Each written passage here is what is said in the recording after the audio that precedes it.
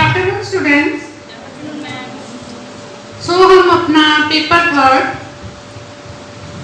उसका टॉपिक है ICT। I means information, C means communication and T means technology। तो अभी हम स्टार्ट करने जा रहे हैं ICT, that is information communication technology। तो जैसे कि आप देखते हो ICT में बहुत से जो फील्ड हैं वो इन्वॉल्व हैं। Games, desktops, laptops, networks, wifi, notebooks, internet, hard disk, so there are so many जो है इसके कंसेप्ट हैं जो इसके अंदर आते हैं, तब हमारा ICT जो है वो कंप्लीट होता है। So there are different parts of ICT। Definition के ऊपर आते हैं हम। What is ICT? सो वो कहते हैं information technology association of America, ITAA, information technology association of America, ITAA। सो उन्होंने कैसे डिफाइन किया ICT को? The study, design, development, implementation, support or management of computer-based information system, particularly software applications and computer hardware। So सारा कुछ ही इन्होंने cover कर दिया। आप ध्यान से इसको पढ़ें तो आपको लगेगा कि सारा जो कंप्यूटर का फील्ड है, जो इंटरनेट है, जो टेक्नोलॉजी है, इसमें सारा कुछ कवर किया गया है। The study, design, development, implementation, support or management of computer-based information systems, particularly software applications and computer hardware। So complete जो है उन्होंने इनकी definition दी है। अगर हम इसका निचोड़ निकालें तो ICT क्या है? The development, installation and implementation of computer systems and applications। So anything that allows to get information, to communication with each other, or to have an effect on environment using electronic or digital equipment is called a information communication technology। So conclusion हमारा क्या निकला? Anything, कुछ भी, to get information लेने के लिए, to communication with each other, एक दूसरे के साथ communicate करने के लिए, to have an effect on environment using electronic and digital equipment। और communication कैसे करनी है? With the help of electronic and digital equipment, इसको हम क्या कहेंगे? That is information communication technology। So नीचे भी कुछ दिया गया है। इंफॉर्मेशन एंड कम्युनिकेशन टेक्नोलॉजी किसके बराबर है?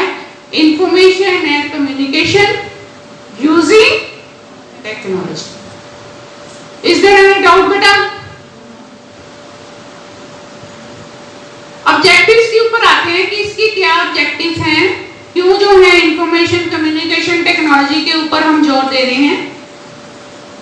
So there are so many objectives related to ICT। The very first is reinforcement knowledge, understanding and skills in using ICT for the general public। Clear है सबको? That is reinforcement, reinforce knowledge, knowledge को reinforce करना है, understanding and skills in using ICT for the general public। Use new media to promote learning, networks in schools, households, temples, libraries and tele centres, सब में ICT जो है वो use हो रही है इस समय। Increase through social networks, peoples proximately encourage them to assess, be aware of, understand and respect social and cultural diversities and that exist in the country।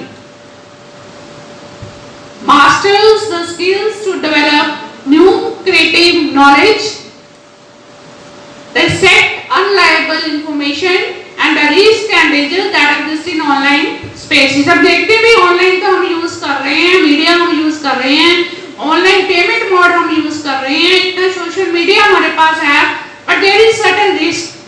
जब हम उसको यूज करते हैं, किसी की पेमेंट करते हैं, तो हमें डर लगता है कि कहीं ये मेरा जो कार्ड है, इसका नंबर, जहाँ मेरा पिन कोड, जहाँ मेरा कोई पासवर्ड है, तो कोई इसको चुरा ना ले।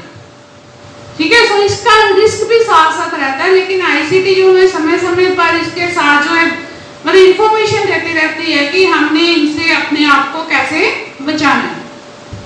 Create reliable and ethical digital media, ठीक बात है, liable and ethical digital media content to stimulate the learning and enhancement of local wisdom and modern science. Promote digital media content that is suitable for communities by using online social networks as collaborative platforms. So ultimately किसको promote करना है? Digital media को। So हमारा अब India भी किसके ऊपर जा रहा है? डिजिटल मीडिया के ऊपर। सो हमारी जो नई सरकार है, मोदी सरकार है, so maximum emphasis is given to the digital media. मतलब हर एक पेमेंट भी हम देखते हैं कि डिजिटल मीडिया के साथ ही हो रही है। सो क्यों ना हम इसको आईसीटी को एजुकेशन में यूज करें। इसके देखते हैं एडवांटेजेस क्या है आईसीटी के। Processing, repetitive data storage capacity, searching, data communication and output. इसके साथ हम प्रोसेस कर सकते हैं, ठीक है, कंटिन्यूअस कर सकते हैं, बार बार कर सकते हैं, डाटा को स्टोर कर सकते हैं, सर्च कर सकते हैं, आउटपुट भी ले सकते हैं। Importance of ICT in education, क्यों जरूरत है आईसीटी की बातें हम बहुत कर ली। हर एक फील्ड में अब आईसीटी यूज हो रहा है, तो एजुकेशन में इसका क्या यूज है। Course work accessible anywhere any time. तो हम जानते हैं कि हर तरफ हर जगह पे हम कोर्स वर्क को एक्सेसिबल कर सकते हैं। Promotes active engagement with content, और हम अपने कंटेंट के साथ एक्टिवली जो है वो इन्वॉल्व रहते हैं। क्यों? क्योंकि हम कभी भी किसी का कोई भी कंटेंट जो है वो सुन सकते हैं। तो इसमें कोई भी टाइम लिमिट नहीं है, day night you can access any content. Enhances problem based learning। अगर problem based learning it means कई बच्चों को समझ नहीं आ रहा, क्लासरूम में क्या है, जो हमारा क्लासरूम था उसमें एक पर्टिकुलर टाइम था जिस पर टाइम में बच्चे ने पढ़ना, हो सकता है उस समय उसका मूड ना हो, उसका ध्यान ना हो, जहाँ उसको नींद आई हो, जहाँ उसको भूख लगी हो, जहाँ घर की याद आ रही हो, मे बी एनी रीजन। सो तब ये पॉसिबल नहीं था कि वो दोबारा जो उसको रिवाइंड करके देख सके। सो आईसीटी के द्वारा ये पॉसिबल है कि हम कभी भी लेक्चर को रिवाइंड करके देख सकते हैं। सो बच्चों के लिए काफी सुटेबल है। Improves information gathering skills. So अब क्या है, इंफॉर्मेशन गैदरिंग स्किल्स को इंप्रूव किया। मतलब अब ये नहीं है कि we are only confined with the books. So there are so much digital media, there are so much search engines कि हम वहां पे जाके अपनी जो इंफॉर्मेशन बढ़ा सकते हैं। सो ये हमें स्किल्स प्रोवाइड करता है कि कैसे हम अपनी इंफॉर्मेशन को बढ़ाएं। Improve communication between lecturers and students। So lecturers और students में जो communication है वो increase होती है with the help of ICT। Uses of ICT in schools। ICT में जो है schools में इसका क्या use है? Development of a broad set of information literacy and related skills। Naturally literacy को बढ़ावा मिला है अगर हम ICT को use कर रहे हैं। Using the internet to gather information for research and project and for educational sources and learning for materials। और हम हर तरह का मटेरियल जो है इससे जो है सर्च कर सकते हैं। मतलब हमारे रिसर्च को तो बहुत ज्यादा बढ़ावा मिला है। पहले अगर किसी ने रिसर्च करनी होती थी तो उसको मतलब बहुत जो आप मतलब सोच भी नहीं सकते कि रिसर्च कितनी जो है टफ काम था। लेकिन अब हमें बहुत सा मटेरियल जो है इंटरनेट से मिल जाता है। यहाँ तक पता लग जाता है कि कहाँ तक रिसर्च हो गई है और अब कौन सा जो फील्ड है जिसमें रिसर्च होने की जरूरत है। सो मुझे कौन सा प्रोजेक्ट जो है वो लेना चाहिए। Using specialist educational software for specific curriculum objective. So special जो सॉफ्टवेयर इसके ऊपर आ गई है करिकुलम के ऊपर, जिसको यूज करके जो है कोरोना काल में कोविड में तो बहुत सी ऐसी जो है एजुकेशनल साइट्स आ गई हैं, सॉफ्टवेयर आ गई हैं जिसमें करिकुलम पड़ा हुआ है और बच्चा भी सुन सकते हैं। Using basic ICT application to enhance teaching and learning, developing computer literacy skills in the process. Naturally computer skill जो है वो डेवलप होगी, इनहांस होगी, टीचिंग लर्निंग प्रोसेस जो है वो इनहांस हो रहा है। सो बच्चों की लर्निंग में बहुत सी इंप्रूवमेंट देखने को मिल रही है। Facilitating communication to support a range of communication strategies among educators and learners across the global within the school। अब बच्चे जो हैं, टीचर जो हैं, स्कूल से निकल के ग्लोबल हो गए हैं। तो पहले क्या था कि एक स्टेट में गए, एक डिस्ट्रिक्ट में गए, एक शहर में ही बच्चे या टीचर्स कन्फाइंड थे, लेकिन अब वो ग्लोबल है। सो ग्लोबल लेवल पे वो जो है अपनी नॉलेज को असेस कर सकते हैं, जो उनके पास है वो ग्लोबल लेवल पे अपनी नॉलेज को ट्रांसफर भी कर सकते हैं। ICT related learning areas such as information technology और similar subjects। So ICT जो है एक टेक्नोलॉजी है, एक वे है जिसके द्वारा कम्युनिकेशन जो है, किसी के पास की भी कोई इंफॉर्मेशन है तो उसको कम्युनिकेट किया जा सकता है। So benefits of ICT अगर हम प्राइमरी स्कूल में देख रहे हैं तो वो क्रिएटिव होते हैं बच्चे और ज्यादा, ठीक है। आगे जब हम छोटे क्लासेस में थे तो हमें सबसे पहले सिखाया जाता है एप्पल कैसे बनाते हैं, बॉल कैसे बनाते हैं, हट कैसे बनाते हैं।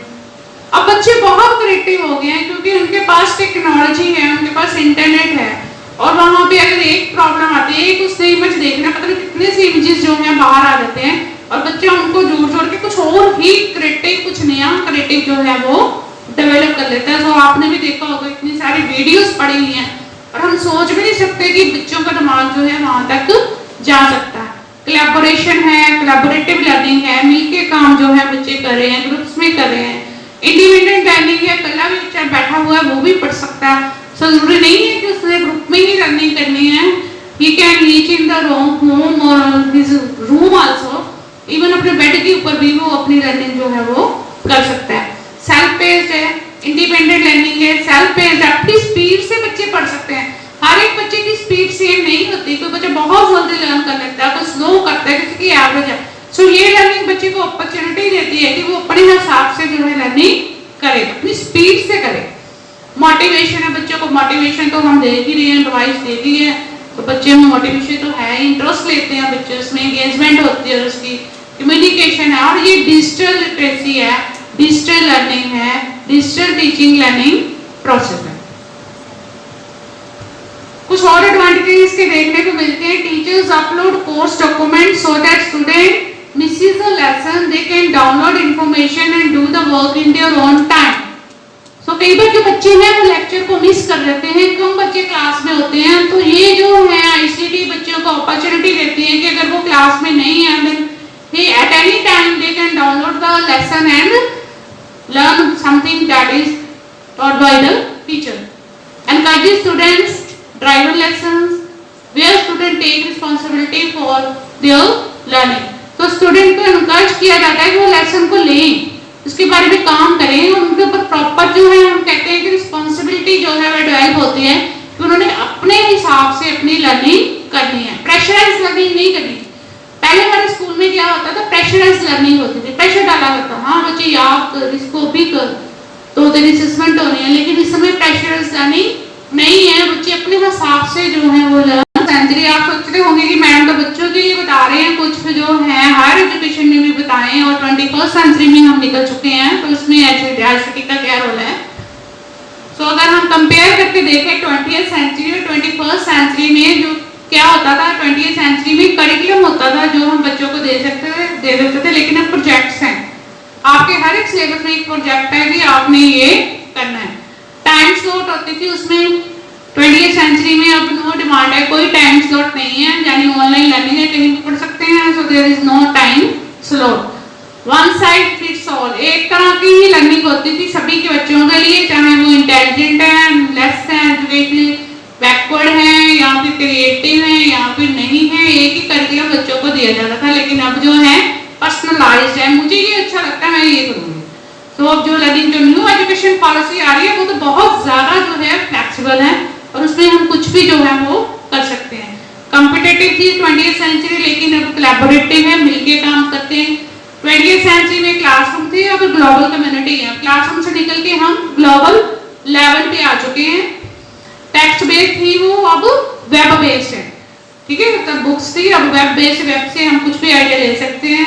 और समेटिव थी टेस्ट और ये फॉर्मल एवेल्युएशन है। समेटिव भी ये लेना, ये मतलब एक लिमिट सी जो है उसमें लगा ली थी, लेकिन अब फॉर्मल एवेल्युएशन है। लर्निंग फॉर स्कूल था, अब लर्निंग फॉर लाइफ है। सो टोटल कंसेप्ट ही चेंज हो चुका है। 21st सेंचुरी देख रहे हैं हम, क्रिएटिव है, क्रिटिकल थिंकिंग है, कम्युनिकेशन है, कोलैबोरेशन है, कॉलेज एंड करियर रेडीनेस है। कॉलेज के साथ साथ करियर को भी हम देखते हैं कि उसके लिए हमने बच्चों को तैयार करना है। याद रखो, 21st century learning is not confined to the classroom और dusty books. Children expect to be able to learn and study whenever and wherever they want. Currently, 21% of children have smartphones and the number of rising continuously, it is increasing. 1 in 5 under 5 can use smartphones apps. ठीक है, smartphone apps भी use कर रहे हैं। Can schools ignore this? क्या school इसको ignore कर सकते हैं?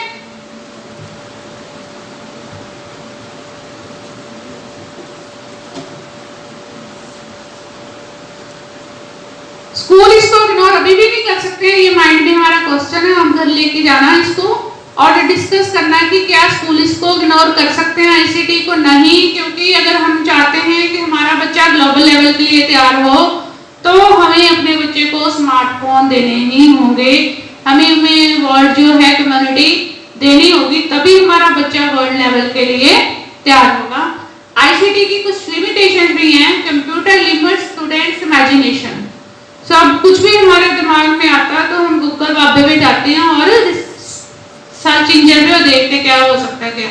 सो हमारी इमेजिनेशन जो है काफी समय बच्चों की खत्म हो रही है।